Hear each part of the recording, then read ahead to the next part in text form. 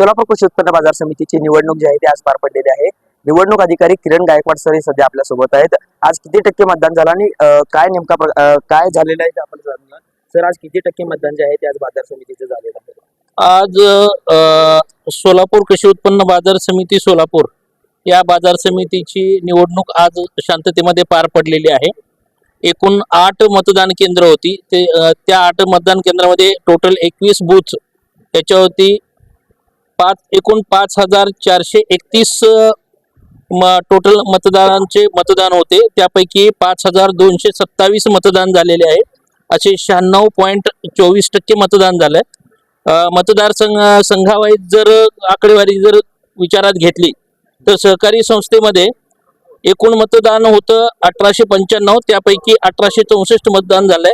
98.36% मतदान झालेलं आहे।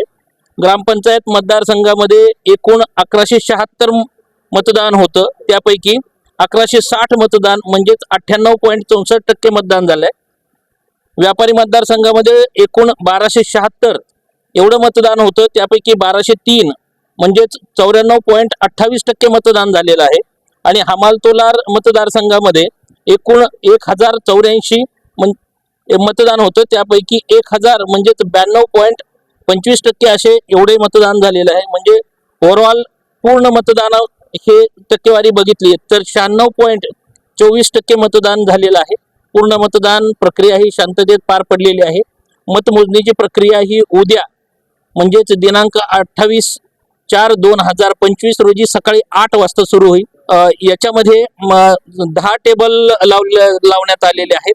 त्यावरती मतमोजणी ह्या 4 मतदारसंघाची जे टोटल 21 मतपेट्या आहेत त्या 21 मतपेट्यांचे मतमोजणी होईल।